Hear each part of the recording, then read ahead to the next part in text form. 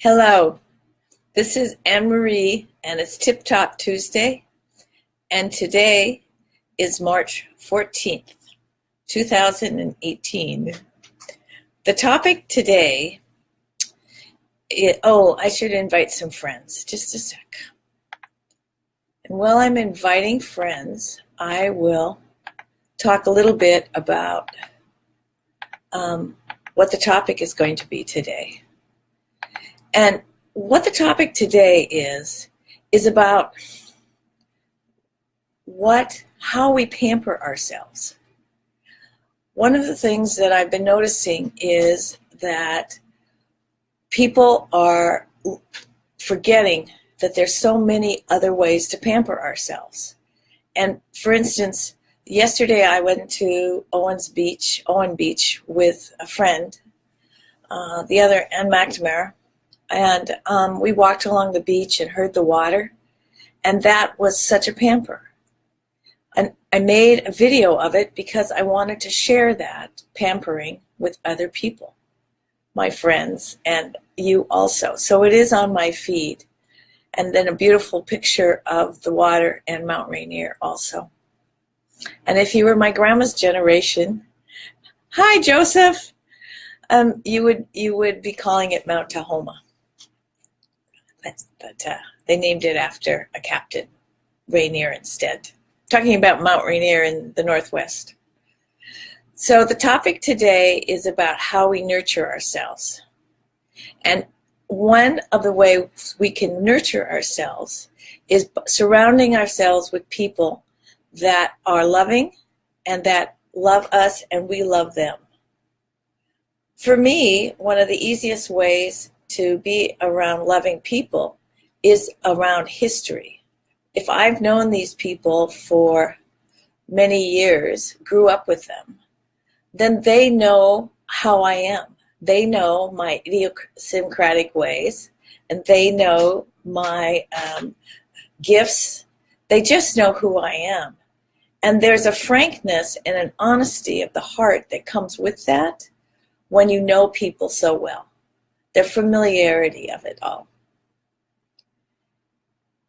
So, one of the things that happens, I believe, in culture sometimes, and Joseph, you might be able to speak on this because you're in a different country, but I know in the United States, oftentimes we have a tendency to diminish those heart connections.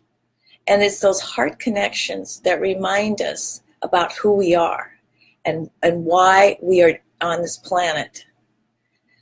Part of being heart connected is sharing our gifts. And that can mean knowing about the animals in Africa, like Joseph, or it could be knowing how to quilt really well and making a quilt for somebody. Or for me, it may be doing energetics, or it may be painting a picture. I think as a whole, when artists do their work, they're doing it for themselves to solve some problem, but they're also giving this as a gift, a vulnerable gift, to others. It seems to me that we all have these wonderful, heartful gifts that we can share with each other. So this is just a reminder to pamper yourself through your gifts, through your friends, through your heart connection. And it's just that simple. And when we do that, we end up being a lot more grounded in our own being.